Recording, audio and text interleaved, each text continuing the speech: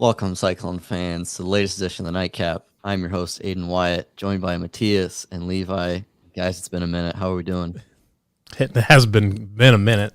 Was it? I don't know. It's probably been what, at least a month, something like that.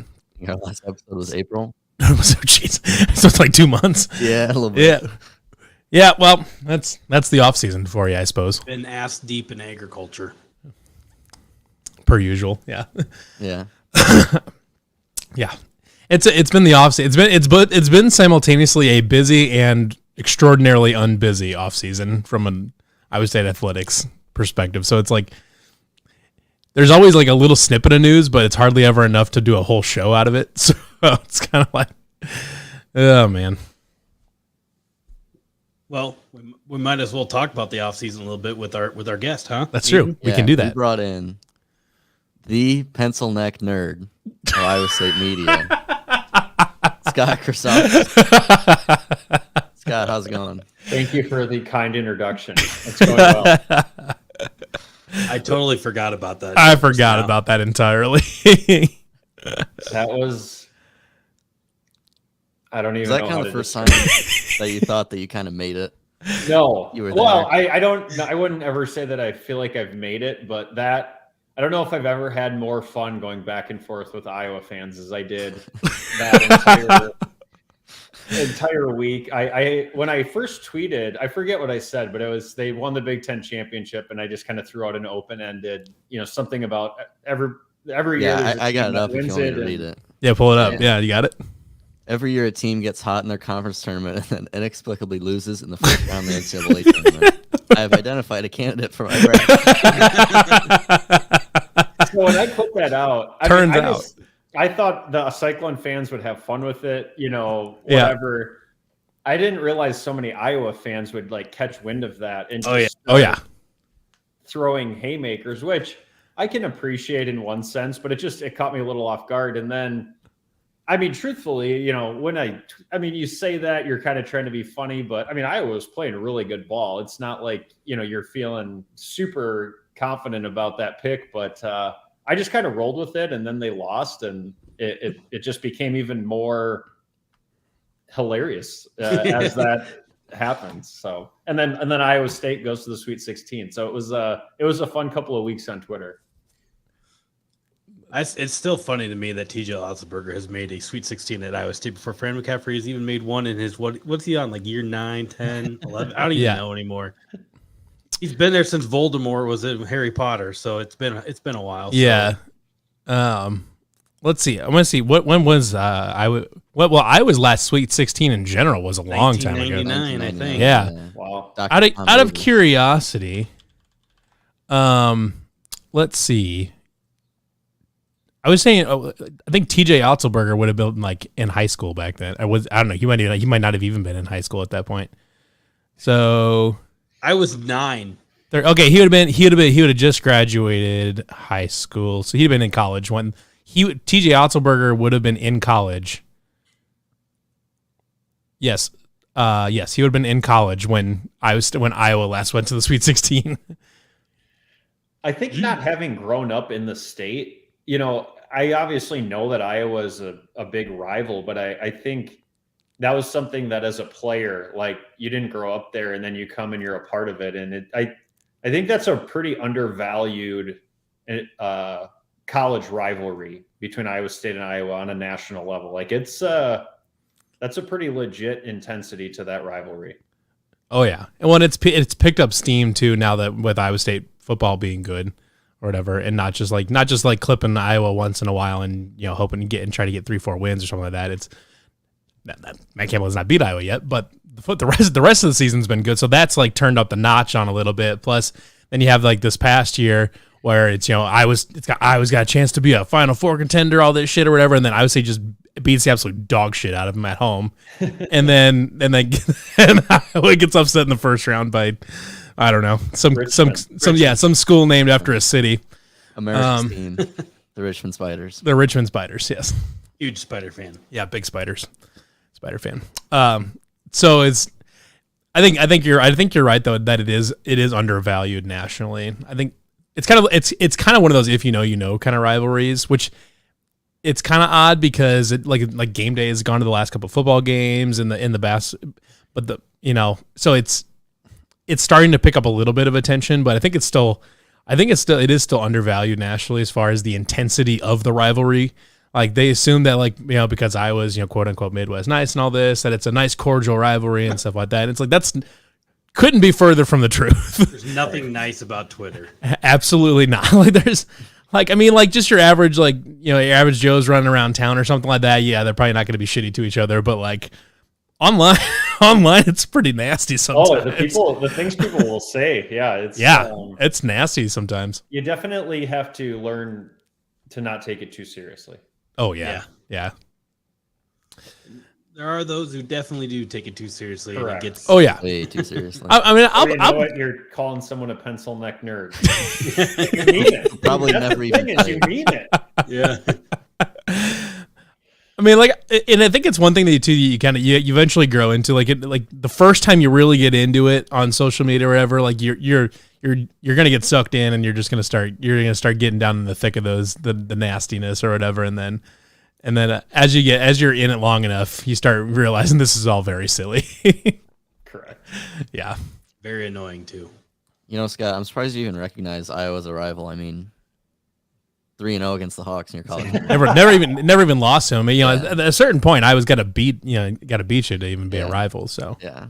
I feel like you're really setting me up here to throw throw some more gas on that fire, but it's the off season, so I'll So you definitely throw more on it because there's nothing else going on. A lot of success against them, and I do. The rivalry is so fun. I think, as a player, like there was nothing better than going into Carver Hawkeye and beating them my junior year in that rivalry. Like there's just something different about going into your rival's school, and I had a pretty big game that game, and we kind of had a come from behind win. That was.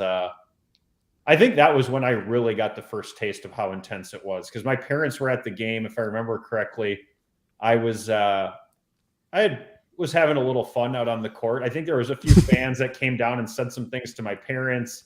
There were fans coming down at the end of the game, yelling things at me on the court. It was I enjoyed it. Yeah, I got your box score pulled up. What is it? What do you do? What do you go for that night? On 7-12 from downtown. 40 minutes played too. The only gym in America in college that I averaged 30 points a game for my career, Carver Hawkeye. So there it is. Fantastic. There it is. Coincidentally, that's the highest scoring output that's ever happened there by a single player. Oh man, actually, that's probably wrong, but I'm sure we'll somebody's got there. Yeah, we're gonna pretend that that's correct. That's a correct stat, though. It's fine. I'm sure old Mr. Luca Garza has. He probably had a big game. Yeah, I don't know. He was all right. Yeah, average at best. He was fine. Yeah. One thing we should talk about, though, we were talking about a little bit before the podcast started, though, is like kind of the off season and the current state of college basketball and all that. And so, as a former player, I was kind of wondering what your perspective is on all this nonsense. Within like the NIL and the transfer portal? The transfer portal, like the NIL. I mean, just the complete state of constant flux that everything is in, where it's, it seems like every year you have almost an entirely new basketball roster, and you're dealing with, guys like, he's at Texas now, but Tyrese Hunter or whatever. You have like a guy like Tyrese Hunter that had a really good season, looks like come back and make a good cycle and career out of it, even if he's only here for one more year, and they just up and leaves. So, yeah, I think in the long term, what happened, like for example, this year, it doesn't seem like it'll be good or sustainable for college basketball as we know it. I mean, I think, instinctually, I don't have a problem with players being able to make money. I don't have a problem with people being able to transfer and play right away. I'm not sure what the guidelines would or should be, but the current free-for-all that it's become doesn't seem healthy for, like college basketball, for example, or college football. But I would also say that this is very new for all of us, and we're probably going to have to give this 3-4 years to play out and see does some certain things correct themselves? I mean, and I don't know what's true and what's not, but you hear about all of the guys getting offered pretty lucrative, 6-figure contracts, guys that average, 10, 11 points a game at a mid-major or a decent team, but not a great team. And gosh, are these guys really worth that at your school? Like, how many phony, companies can we set up and funnel players $100,000 or $200,000, and then okay, you spend $500,000 or $1 million on your starting lineup next year, and you go out and you finish, 7th or 8th or 9th in your league. Like, how long before people would just say, maybe just buying teams isn't as good of an investment as we think. I mean, truthfully, I think a little time has got to play out before we know more of a definitive answer on that. I guess I don't have a problem with the portal. I don't have a problem with NIL. Whether the market corrects itself or whether they have to put some form of guidelines in, I think one of those two things will probably happen.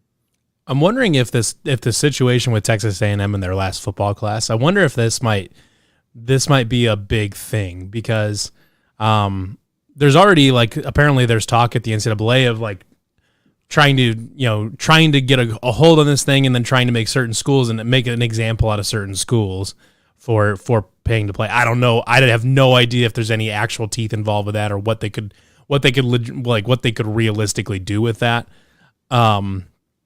But the other part of that is it could also be kind of a market correcting factor, because if Texas A&M doesn't turn that class into a championship of some sort in the next few years, that could be your market's correcting factor, and say, we're not going to spend $20 million, or we're not going to spend 10, 15, 20, 30 million on a recruiting class, because it just doesn't make sense. Because in the end, you still have to have good coaching.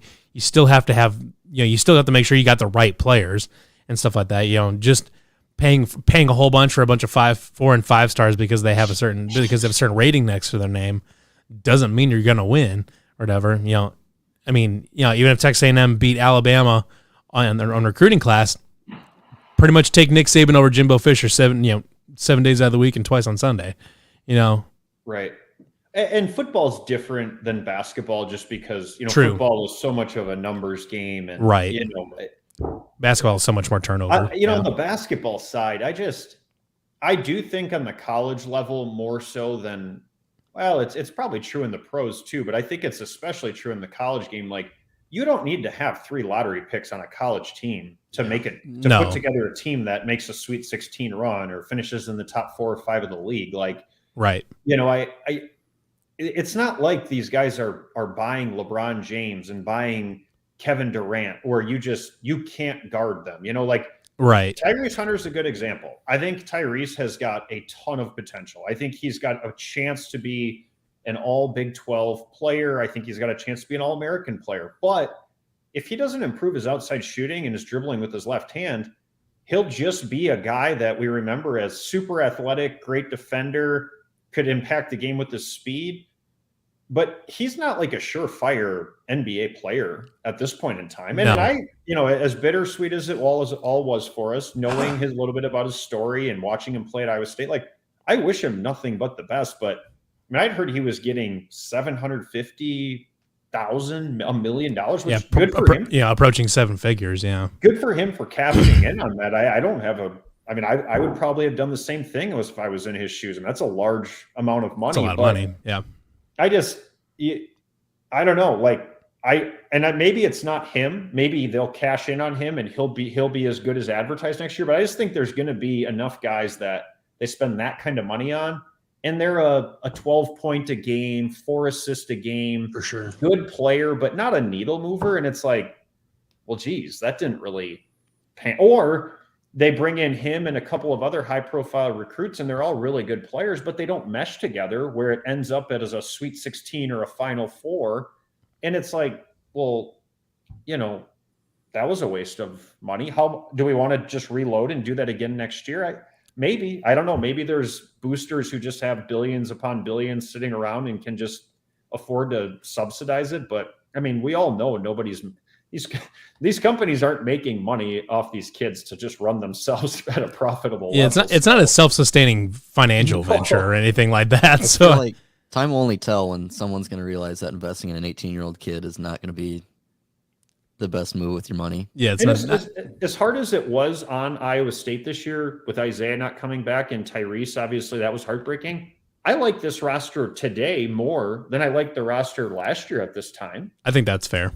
And so it's like, I think that, like for Iowa State specifically, if college basketball continues to do what it's doing, I think they will use good mid-major players and bring in 4 or 5 of them each year. So they've got experience. They're 20, 21, 22 years old. They'll bring them in with a freshman or 2 or 3, and then return 3 or 4 players. And I think that'll be more the model you see for them to build their team and be ready to compete right away. I think the guys that are going to get hurt the most are guys like me. When I played, I mean, I was a good recruit. I wasn't a 4 or 5 star player. And it's like, well, bringing in freshmen becomes less valuable to a college program. So instead of me going to a Marquette or an Iowa State, maybe I would have to go to a UNI or a program like that, because for them, it's like, well, what are the odds he actually stays all 4 years if he can just transfer right away? You know what I mean? So right. I think those are, those kind of fringe recruits will be the ones that probably end up getting, having to go more the mid-major route, prove themselves there and play their way into the Big 12, as opposed to doing what I was able to do, where it took me a couple of years to develop. So my curiosity too is then with college basketball, because one of the things that makes college basketball different from the pros and whatever else is the mid majors and stuff like that, is that they all get to the same tournament as the high level, as Richmond still ends up in the same tournament as Duke and North Carolina and all that, and they're still playing for the same title.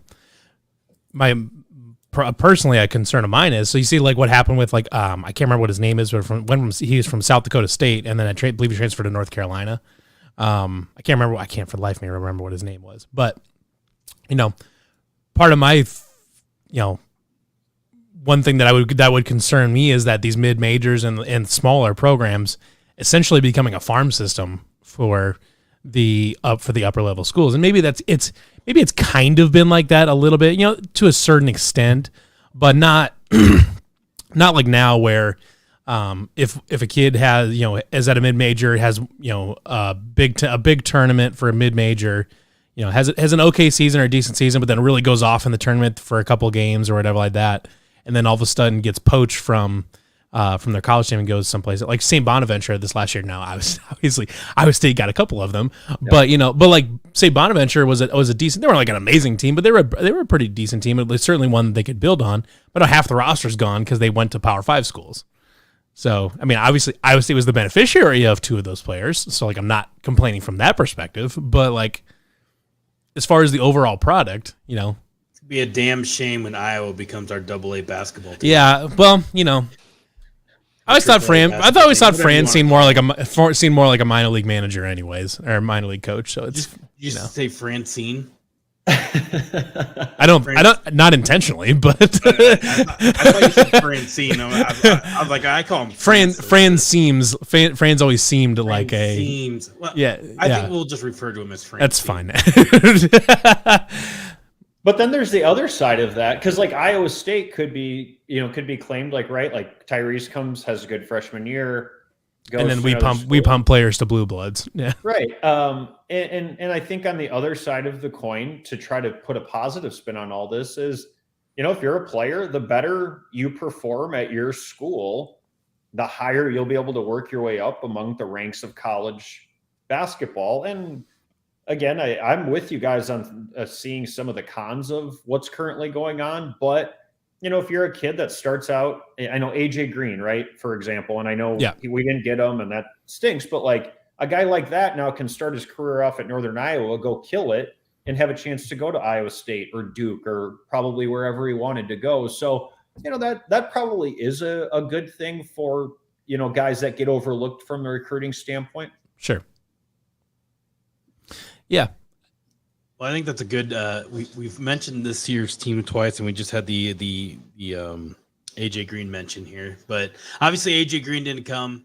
He's off to the NBA, and now this year's team is what it is. It doesn't appear that they're going to use that last scholarship, maybe just bank it, whatever it may be. But we kind of talked about it before the podcast a little bit. What's your overall feeling going into the season now? And you mentioned it already once, saying that how you like the roster now compared to this time last year. But I mean, how do you feel now, seeing what the makeup of what it is without AJ Green? Obviously, the elephant not there.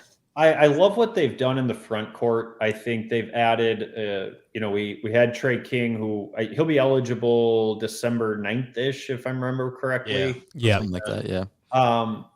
And then they added a couple of athletic, versatile, long bigs. The guy from VCU, the guy from St. Bonaventure. You bring Jazz back, who's a little bit more of that like Euro, high post, step out, stretch the floor, 4-man.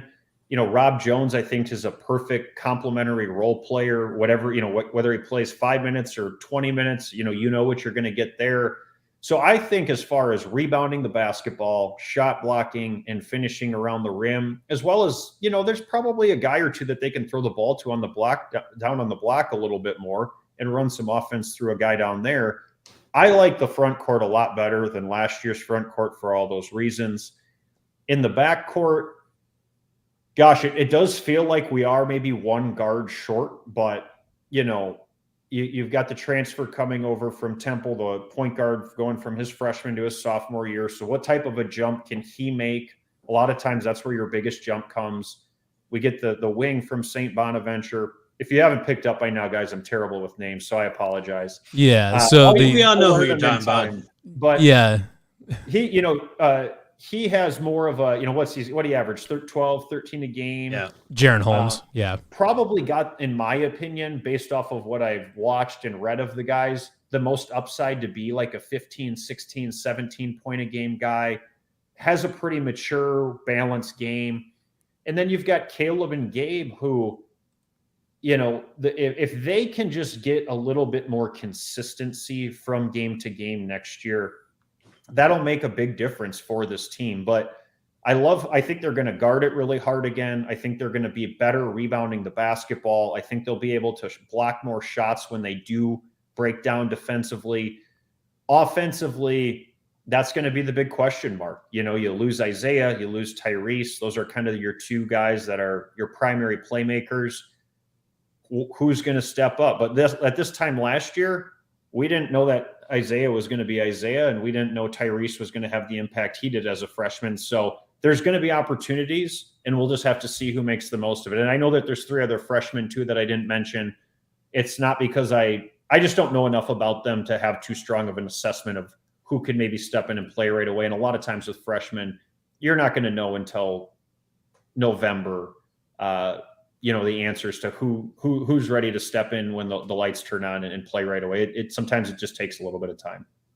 I think Eli King is probably your hot one to peg for the freshman, but like you said, it's still a lot of time between now and a basketball game, and things can happen. He may not be quite ready. We just don't know. I mean, they literally just had their first practice today or yesterday, one of the two, or summer practice, whatever you want to call it. So yeah, summer workout or whatever. A lot of. And in the video that they did have, it looked like they were guarding hard still. Like, I'm like, these guys are getting after it still. Like, well, to be honest, I was not expecting, like, I definitely would not expect them to just all of a sudden become a lax defensive team just out of nowhere based on TJ. But I think with TJ that it's going to be defense, rebounding, winning the loose ball game. Like, I think that'll just be that's going to be the standard there. And then, how much progress can they make on the offensive end of the floor will probably tell us a lot about, is this a 7-11 team in the Big 12 again, or is this a team that can crack 500 or maybe a game or two over it? If they can get to 65 on a consistent basis, I think they'll have a chance to go 500 or maybe a little bit better. But, last year we watched a few stinkers on the offensive end of the floor. I think we're all hopeful that we don't have to watch any more of those. I'm fully prepared to watch those. I think the difference between this year's roster and last year's had some good talented players, or they didn't always like schematically didn't mesh super well and didn't have a lot of good shooters on the outside and stuff like that. This roster, though most of it is fairly new, lots of new names on it. Mm-hmm. There's a lot more schematic purpose to the roster. It works better as far as, you know, rotations and things like that, and having like obvious, like, okay, this can be your guy down low, these can be your ball handlers, these can be your shooters, things like that. It's more trying to think what kind of, there's a little bit more synergy in the roster, I guess, than last year. I think so too, and the big thing that I think you need a guy that can make the game easier for everybody else. So like my senior year, that was Royce, right? Like Royce could score 6 points and completely dictate the way the game is played on the offensive end of the floor, because you could run offense through him on the low block, the high post, and everybody else could play off of that. That's the big question to me offensively for this team. And that's where, you know, a guy like AJ Green, I think, was an obvious candidate of like, yes, you can run your offense through him. He can get you 25 if you need it, but he could also get 12 and dish out 8 or 9 assists. And then you have 3 or 4 other guys kind of have decent nights because of what he does to the game. That's what I don't know. I don't know who that guy is. I don't know if they have that guy. And to me, that'll be the big question on, does this program and team take a step forward offensively next year? Because like Isaiah was really good at getting himself a basket. Didn't make the game easier on everybody else, though. No. Like, not a guy that broke the defense down and made the right basketball play all the time. I thought towards the end of the year, Tyrese did a little bit more of that. But then when we would get against like Texas Tech or Miami, he was still learning. And again, he's a freshman, so I'm not critiquing him for that. But I'm just saying we just didn't have a guy who could always dictate how offense was played and get everybody else easier opportunities. You didn't have a guy that had the gravity where he could direct attention, you know, being off ball still. Correct. Yep. And like you said, I guess, and like you said, Isaiah created a lot of his own shots, but didn't necessarily like do so in the flow of an offense or anything like that. Yep. But you know, I guess part of that too is, I guess maybe it was just me not knowing enough about him. But I guess I did not personally know that or think that necessarily he was the guy that was going to show up and be an alpha scorer, kind of like he was. I mean, for me anyways, it kind of showed up at least a little bit out of nowhere.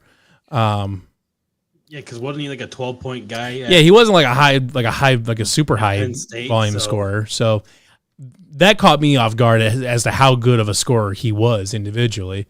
So, you know, just because we don't, and part of it too is just because we don't know a name now doesn't mean one doesn't emerge as a high end scorer or someone that maybe Eli King has it right away, or maybe Jaron Holmes from, you know, one of the St. Bonaventure. Maybe he's got his shot figured out.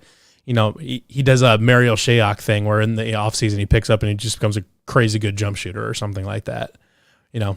Well, and there's going to be a lot of competition, which is a good thing. And then there's going to be opportunities for guys to be that guy, you know, and sometimes that's all it takes. Like I played with Deontay Garrett, who his senior year, like coming into his senior year, was tasked with run the team, get everybody in the set, enter the ball. And then his senior year, Fred came in and said, hey, we're going to splice the floor for you, run a bunch of pick and rolls at the top. And he goes out and I forget what it was, but I'm guessing probably somewhere 17, 18 a game and like 5-6 assists and has a just breakout senior year. So sometimes it's just as simple as a guy's got the talent and ability to do what Isaiah did last year. He just hasn't had the opportunity on the teams he's played on before.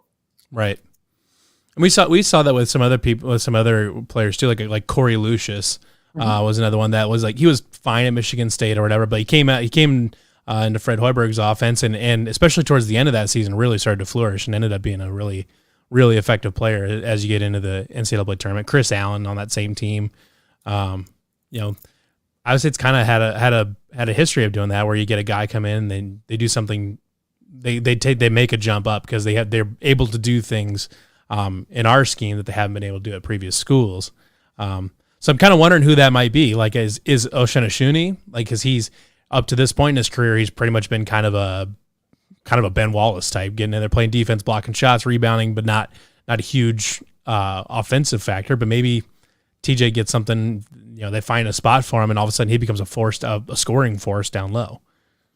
Yeah, and I think they've got a few other guys too that in the front court that could also, give them a little bit more juice there. And that's another option too, is maybe it's not a guy comes in and averages 18 a game, but maybe you have 2 or 3 guys that are in that 12 to 14 range. And then you've got 3 or 4 or 5 other guys that are in that, 7 to 8 point range. And they just kind of collectively do it. And some nights it's Jazz's night, some nights it's Oshun's night. And, you get my point, but yeah, it could be more of a collective thing than it is just one guy having a breakout year. Well, that's kind of the way it was last year a little bit in conference play too, where you had the breakout game by committee kind of thing. Yeah. Like it wasn't like kind of like other past teams where you'd had like George or somebody that you could bank them for 16, 18, 20 a game or whatever, and you might get a little bit spurts from there. Your floor is pretty high, even if your ceiling's not super, crazy high or whatever. But then, last year you had Gabe go off for 30 once. Isaiah Brockington went off for 30 a couple times, I think. It seemed like every game somebody different had to step up and be kind of the dude or whatever. So it's a little bit easier as a coach, in my opinion, if you've got, I would say, probably 2 guys, maybe 3 that you can count on and say, hey, we're going to get 13, 14 a game out of these 3 guys. Because I think that's what was so hard about last year's team, is there were games where that happened, but then there were games where collectively everybody kind of just laid an egg, with the exception of maybe one player, and that's where you saw your 45, 50-point games. It's an interesting time, anyways, for sure, because where this is like, and it's a totally different like roster construction and a totally different scheme than we've been seeing for the last 10 years at least. Like it's been a long time. There's a lot of Cyclone basketball fans that were not alive when there are a lot of young fans that were not alive the last time Iowa State was a defense heavy team or whatever. I think I underestimated how big of an influence the Bennetts were on TJ Otzelberger. Yeah, that's a great point. Pretty well, and played for him, and he recruited me, and yeah, I think they had a very big impact on him. That's a great point. Yeah. Now they were recruiting heavily against each other this year for the same type of people. Probably kind of checks out. Yes, it kind of checks out. That happens. Yeah. Well, that Milan, Momchilovich. I think it's Momchilovich is from his last name. Wisconsin. I'm not even going to try his name, but they're head to head on that one too. Let me see. I'm going to pull it up. Milan Momchilovich. I feel pretty good about that pronunciation. Say it 5 times fast. I'm not going to do that. But yeah, it's Iowa State, UCLA, and Virginia sitting on it right now. It's sitting on him right now. Is on 247 as the warm schools. So checks out though. Huh. Well, Aiden, what do you? I'd say Aiden looks like he's got a question. You were driving the ship here earlier, so you fire away here. Well, yeah, I just had a quick question for Scott. Like, we talked about the transfer portal a little bit, so to circle around back to that, how would you say it's different now from when you spent a year at Marquette and you're looking to transfer away, where now it's kind of, I wouldn't say encouraged is the right word, but it's not as looked down as much to just transfer after a season or whatever? Yeah, it's, again, another topic. I think being able to transfer and play right away is a good thing. I think that there are a lot of people that are transferring because they think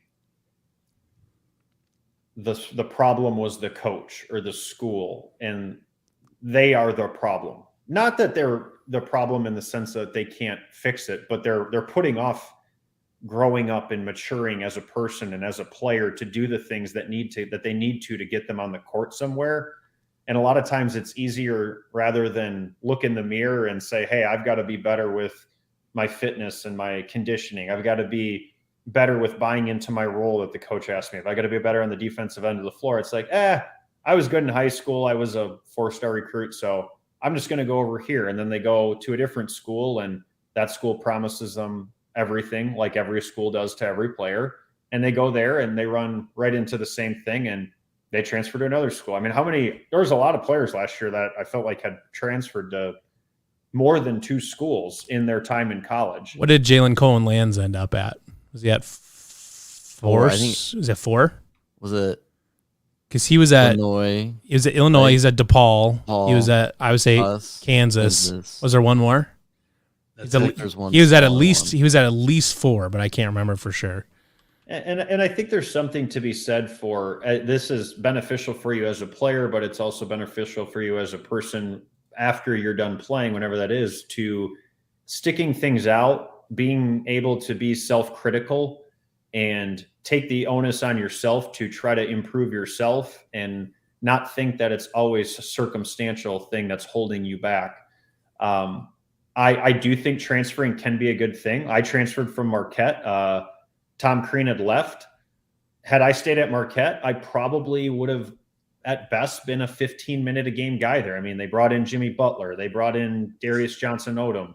So I got to transfer and go to a Power 5 school and have a bigger role that I would not have had there. So again, I think that it can be the right fit, but I just don't think transferring for young people I don't think it's like the cure-all to your problems. I think and to be honest with you, when I transferred, there were things I had to learn at Iowa State that would have held me back at Marquette and were holding me back at first at Iowa State that I had to fight through and persevere. And had I been able to just transfer again at the age of 19 or 20 years old, I mean, who knows? Maybe I would have just transferred again and not learned those lessons. So again, I think the rule is good. I don't think guys need to sit out, but I do think it does come with some downside.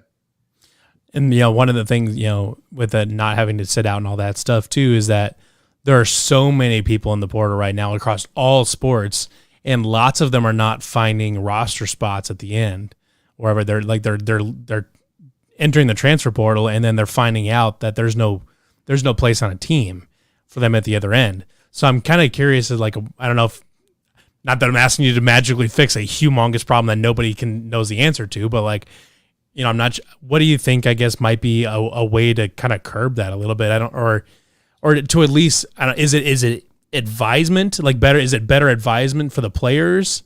Or I'm not sure what you do with that. I am not smart enough to know the answer. To fix that. I wasn't expecting to have just a magic bullet in there, but I think it is. I don't know. It's. I'm going to sound like I'm 85 right now, but.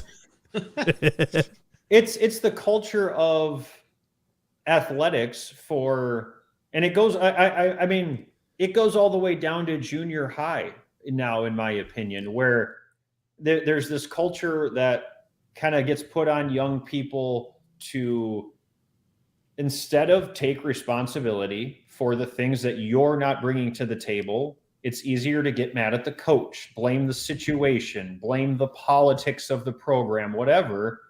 And I just think that these kids grow up in that, and that's normal. So they get to college and things don't work out for them, and it's just easier to just go somewhere else. And I don't know how you fix that. I don't know that you can fix that. And I think the only thing that'll fix that is time, time of watching this happen to, enough people. And then maybe more and more players will start to pick up on, maybe the transfer portal isn't the utopia that we thought it would be. And maybe I should just stick this out, listen to the feedback I'm getting from the coaches, really try to put forth the effort to make those improvements, accept that I'm not going to be the star of the team next year, but I can buy into my role and progress and improve as a player. And then maybe by the time I'm a junior or senior, maybe I can have a more prominent role. But as far as fixing that quickly, I don't think that there is a fix for it. Well, and I think it's just going to be kind of a thing. And I'm going to be right here sound like I'm 85 with you too, but it's not just so much in sports as well, but it's in the actual workforce. I mean, there's kids that are the age of 18 through 19, 20. They may not even go to college, but they've been through 7 jobs because they didn't like the other one or they didn't like the next one. Then they just, some of it, they might be just trying to figure out what they want to do in life, and that's fine. But a lot of them, until you look at that, I didn't like my boss, or the boss and I didn't get along. I called him an asshole because I have no manners, kind of thing. It's just stuff like that. It's just, it's not just college sports that it's happening to. I have some news for young people out there. I've never played on a team that I thought everything was handled fairly on. Yeah. I've never worked for an organization where I agreed with everything that went on at the organization. So if that is your justification for leaving for greener pastures, you will spend your whole life hopping around from job to job or team to team, because there's always going to be a long list of things that are unfair. And again, that's not to say that there isn't a time to make a move in your career or make a move and transfer. But if your first response to adversity is not, what can I do to make this better that I have control of, I think you're going to struggle to ever get your feet under you. It's not Now my seems like fault. a good time to announce that I will be entering the transfer portal for my All right, well, taking my talents elsewhere. piss on you then.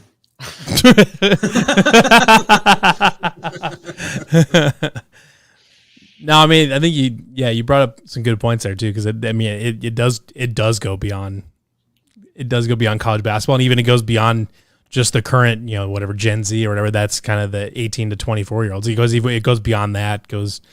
Right now, like everybody's job hopping right now, and it's tough. Again, it's not to. I mean, I've changed jobs. I transferred. Like I get it. There were times I look back and say, you could have done more to make that situation better. Didn't mean the rest of my life had to be a failure or I was a bad person. It didn't even mean that maybe in the long run it was the right thing for me to make a move. But I think if you're really looking to improve, whether as a player or whatever, you have to be able to be self-critical and take it upon yourself to improve, because I just think if you don't, it'll be an uphill battle for you on the court. Yeah. I don't know. I'm a big believer. I think the dumbest thing in the world is the grass is always greener, because it's not. Sometimes the grass it's greener where you water it. Yeah. True story. Yeah, it is. It's an interesting parable, I suppose. What other schools, when you looked at Iowa State from transfer Marquette, what were the other schools? Actually, I was supposed to go on an official visit to Iowa the next weekend. Oh, God.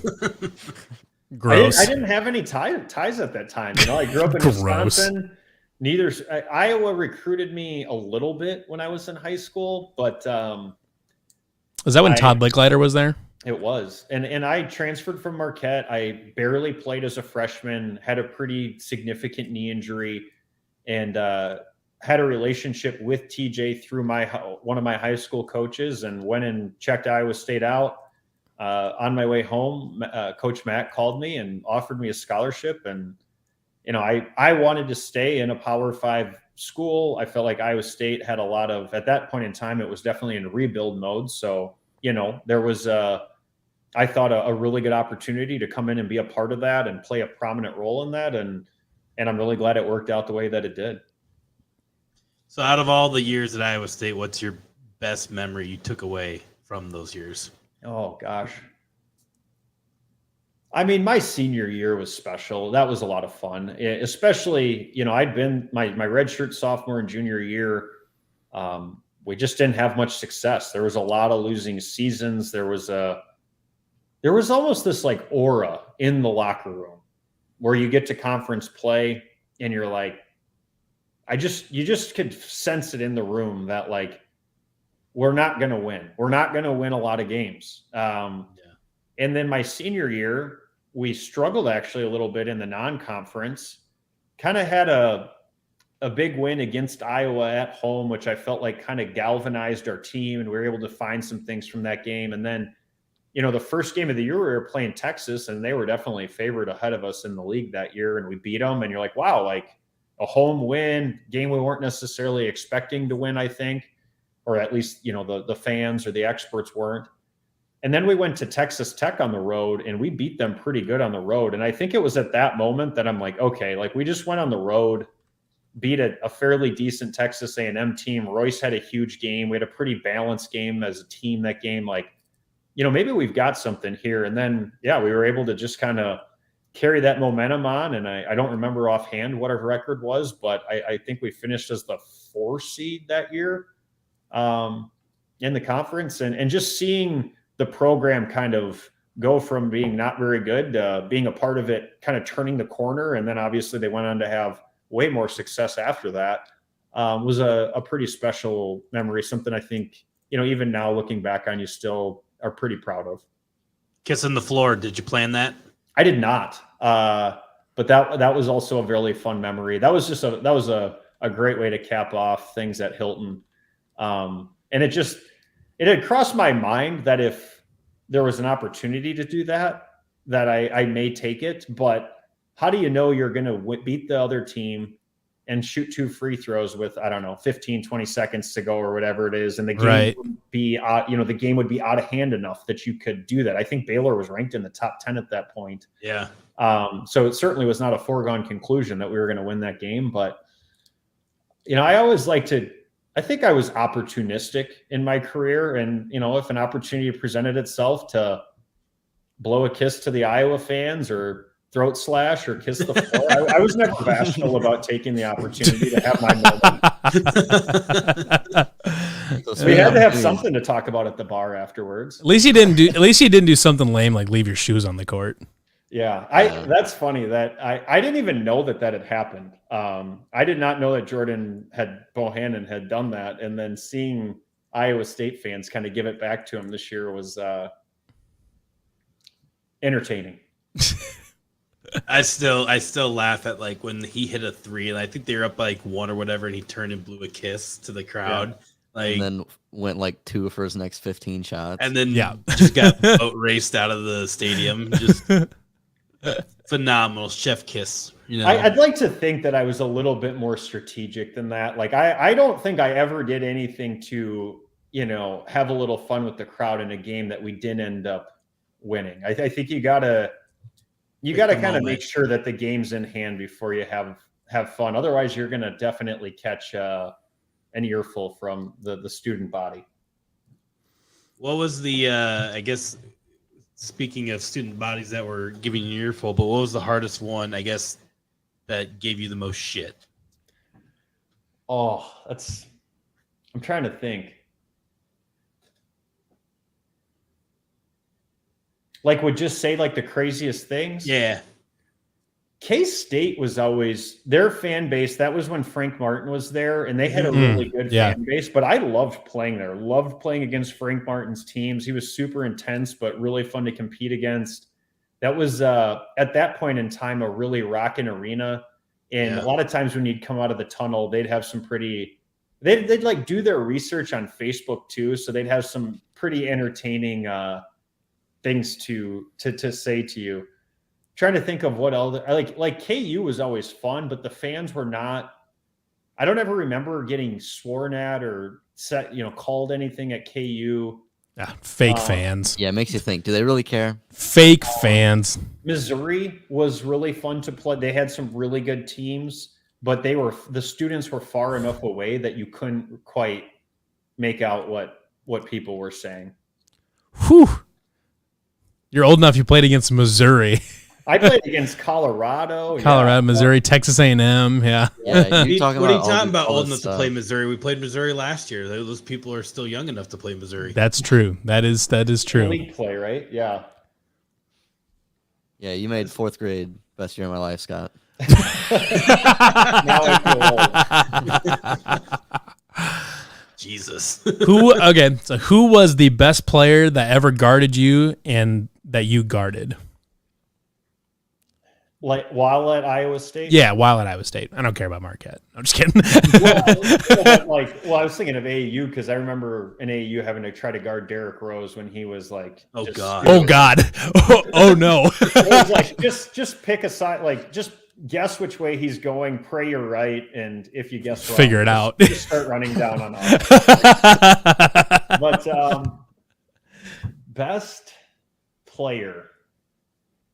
Gosh, I am old. I can't even remember them all.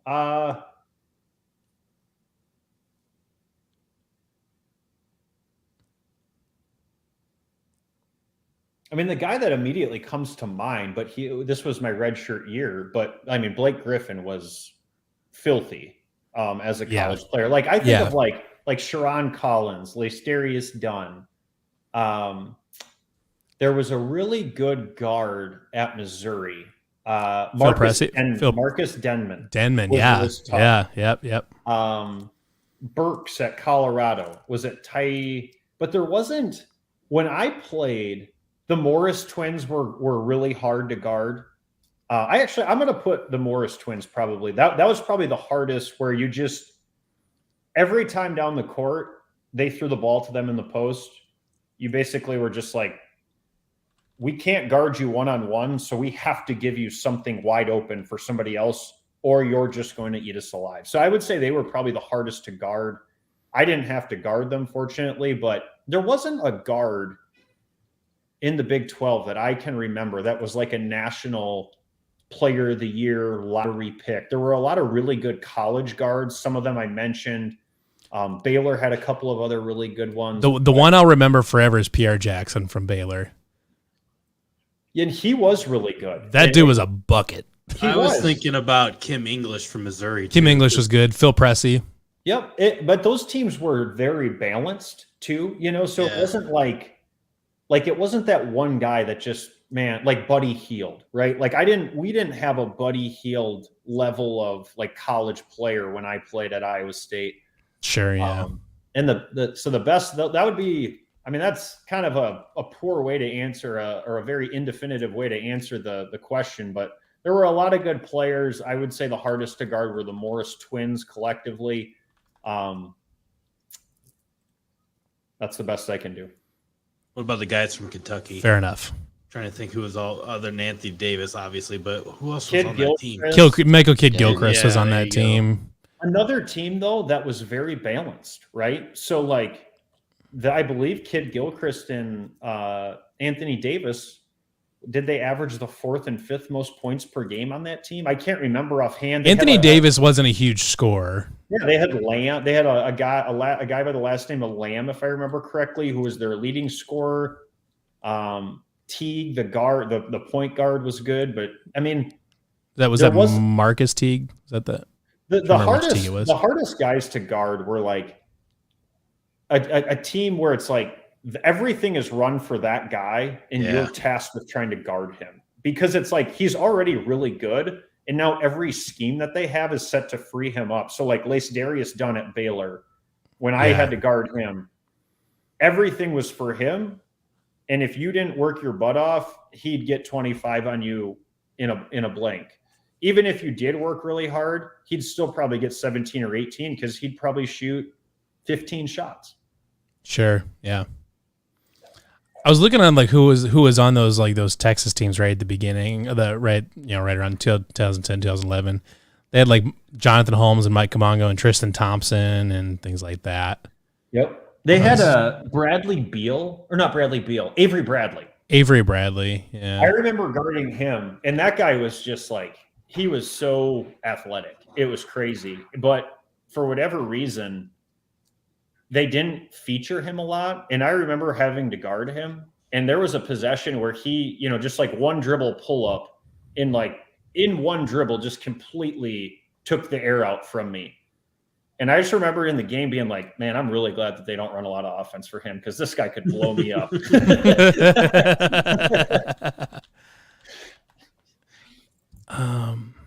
So speaking of being opportunistic on the court, we need to talk about the Oklahoma State game.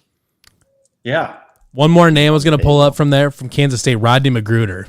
That guy was a scorer. He was a very good player. Anyways, continue. So, of course, I have it pulled up just so we can get a full rundown here. Oh my gosh. I don't want to watch it. Of everything. Why, you're not sure it's going to go in or what? Yeah. Getting a little bit, let's see. A little bit of lag, but it's all right. Splash. Kind of. If you pay attention real close on the very end there on the corner right next to the Oklahoma State bench is me. We don't care. Yep. I'm trying to remember who was that, like, because you were like getting ready to jump up and pump your fist, and then someone like caught you in the middle of the air, like right before you were getting ready to jump. I was trying to. Yeah, I think of it. I don't even know, but hang this in the Louvre. Yeah. There are some things that you do when you're 22 years old that seem like a really good idea, and then you're 33 and you look back and you're like, it wasn't as good of an idea as I thought it was at the time. But like I said, it was one of my moments, and I guess I decided to own it. So with that play, was that exactly how it was supposed to go? Yes and no. It wasn't the first option. We were going to try to throw the ball up. I believe it was to Royce, but if they guarded a certain way, which essentially if they didn't guard me inbounding the ball, then I was going to throw it to Chris and come down a dribble handoff. And I think we had 5 or 6 seconds to just kind of go make a play. And the way they guarded it was very obvious before I even got the ball what we were going to do. And, fortunately, it just kind of worked out that night, and the bank was open. Naz Long hit a shot from pretty close to that same spot there. It was like the exact same spot, pretty much. Yeah. So my question is, like, if game's on the line, you taking you or Naz? I'd have to give the nod to Naz. I think he hit a couple against Oklahoma State. He did. That one season. Yeah. That one season, he hit game winners against both of them. Yeah. And I don't think he had to bank in either of them. So I'll give the nod to Naz. All that matters. Was you thought was this one at home? Wasn't going to go in? Huh? Was there a second that maybe you thought it wasn't going to go in? It happens so quickly, you really don't have time to think about it. I think it's just you're trying to get a decent look up. You shoot it from relatively deep. Coming off my hand, it did feel like I had too much on it, and obviously I did, but fortunately too much was just the right amount that night. That's what she said. Never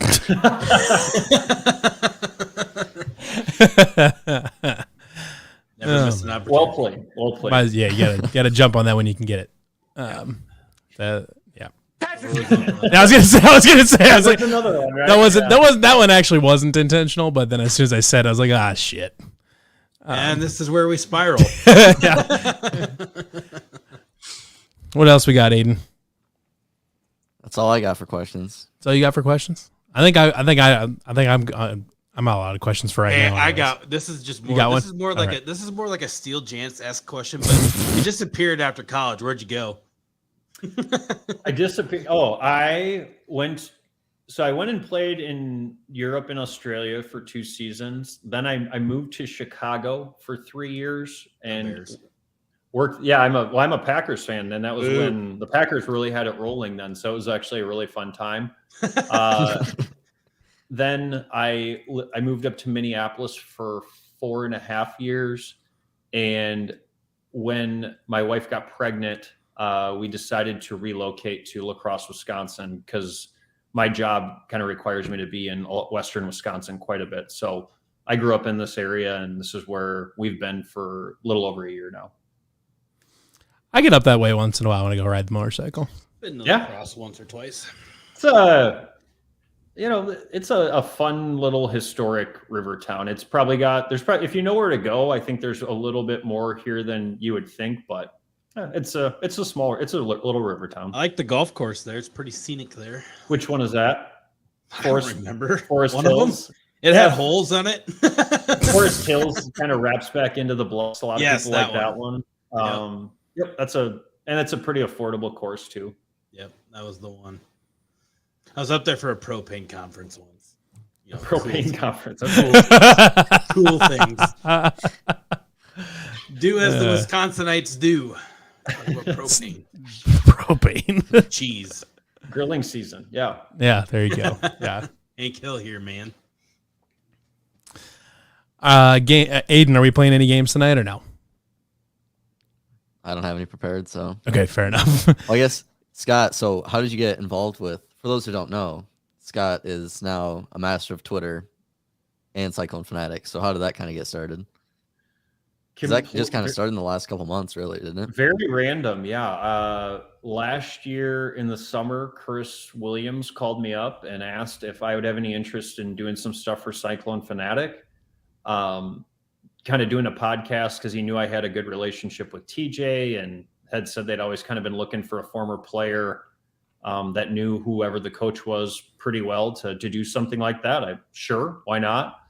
And then TJ called me shortly thereafter and just said, hey, there might be some opportunities for you to do the color commentary for some of the ESPN Plus games. I was like, well, sure, I'll give it a try. I might not be any good at it. I've never done it before. I didn't study it in school. And so it kind of just fell into my lap, quite honestly. I'd never thought about doing a podcast for basketball or doing any color commentary. And then Chris and I were out in New York doing the radio, and he said, hey, why don't you get a Twitter? And I was like, I've just always kind of thought, I don't live that interesting of a life. Like, what do I need to post on? What am I going to post on social media? I have a Facebook. I don't really do a whole lot on it, but he's like, yeah, I think, it'd be a good way for you to interact with the fans. I think he got 2 or 3 beers in me and brought it up again. And I was like, okay, let's do it. So we created it. He, I think, sent a tweet out encouraging people to follow me. And I did a pregame video the next night before the Memphis game. And that kind of started the whole pregame video, postgame analysis videos, which I really enjoyed. I very much enjoyed the podcast and doing the TV. And if there was an opportunity to do some more of the TV stuff or things like that, I would be open to it. I don't think I would ever turn it into my full-time career, but it's definitely a fun way to interact with fans and be a part of the game. And I think it suits my analytical skills and goofy personality well. So is that a drive down the night before and then drive back right after the game type of trip? Well, actually, at the time my twins were born on October 26th. The first game was like November 9th. So a lot of times it was drive down the day of the game. And then depending on the time of the game, either drive back after or stay in a hotel, wake up very early and drive back to help out. It was chaotic. I'm glad I did it, but it's not anything with 2 newborn colicky twins that like I'd want to do it again, but not with like 2 brand newborn babies as you're trying to learn kind of a new skill set. I don't know that I slept more than 3 hours in a night for the first 90 days of their lives. Like it was a lot. Yeah. The joys of children. Yeah. Now it's a lot better. Now I don't know if you could hear them crying from upstairs during the broadcast, but now they sleep a lot better, and it's gotten to be much more enjoyable. It always helps.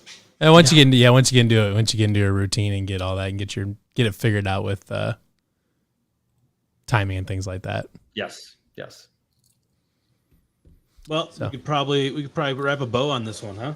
I do. I mean, if we wanted to do Aiden versus the 90s, I do have a few set aside, but we don't have to do it.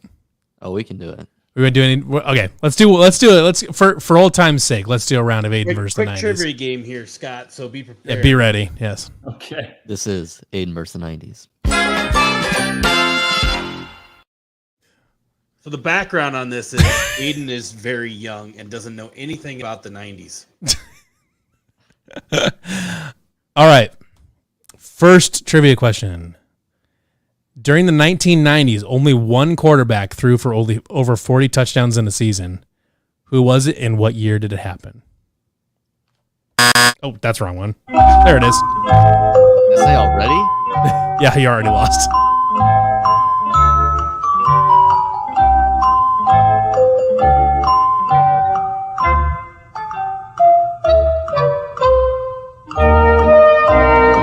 I don't know if I have a guess. I'm kind of leaning. There's so many great quarterbacks. You just toss out a name and you might be close.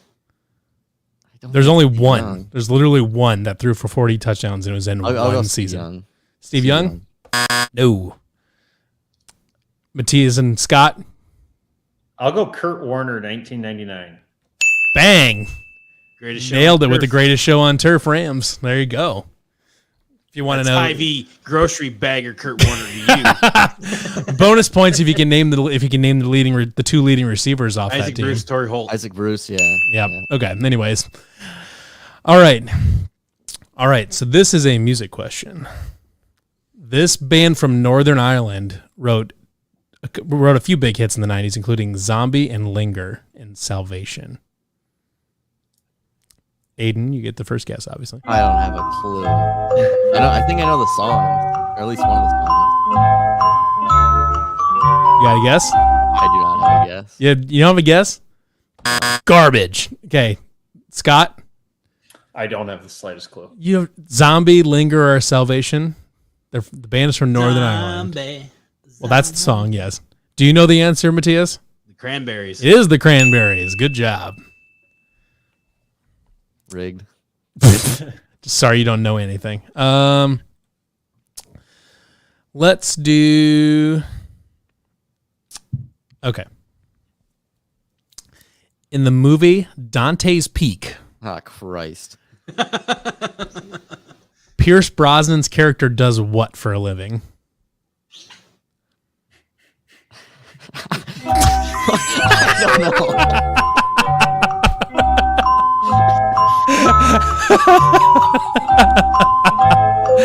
Definitely isn't a The Mamma name of the Mia. Okay, do you know what the movie is about? I don't even know what Pierce Brosnan is. How do you not know who Pierce Okay, Brosnan well is? that's more egregious. Pierce Brosnan was James Bond for a long time. Let me. He's in Black Adam that's coming out this year. Is he? too. Yeah. Yes. He's back. He's alive again. Yeah, there's not a But chance. yes, I he could was look this guy up 007 and for tell. Okay. Okay. Long ass. So in that movie, Dante's Peak is about a big volcano that goes off and like starts destroying a town. They have to survive. It's kind of like 2012, but like a volcano. What does Pierce Brosnan's character do for a living? Business. God.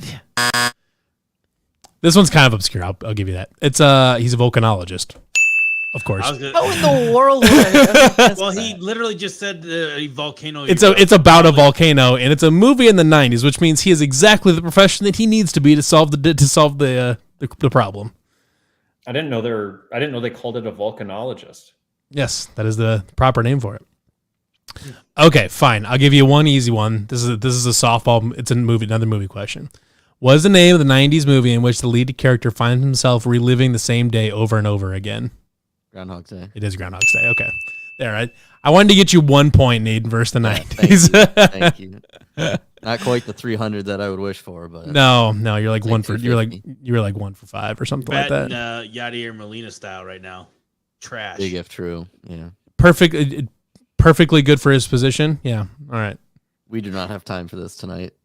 You're right, because it's an open and shut case that do you have a is a Hall of baseball team? Famer. I do. I like the Boston Red Sox. Thank God you didn't say the Cardinals. But I would definitely describe myself as more of a passive baseball fan. I don't follow it until kind of we get to the playoffs. I don't know.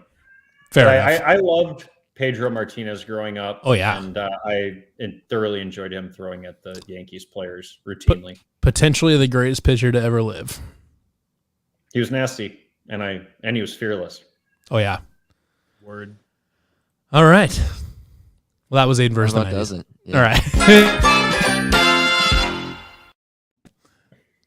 All right. That's all we got. I think we're ready to wrap her up. You think? Yeah, unless you guys have anything else. I got nothing. All right. Well, Scott, thanks for joining us. Really appreciate your time, and Thanks for having me on, guys. It was a lot of fun. Thanks yeah, for coming on. hopefully we're right about a lot of things in terms of Iowa State basketball, and we'll find ourselves in Final Four next year. If Or that something like happens, that. then I think we'll have to do a second show. We'll do a follow-up. the I week think of so. the Yeah, week of we the should. Final Four. Yeah, Yeah. We'll do a follow up. Deal. Sounds good, guys. Go ahead and pencil that in. All right. For Matthias Schwarzkopf, Levi Stevenson, and special guest Scott Christopherson, I'm Aiden Wyatt. Go Cyclones.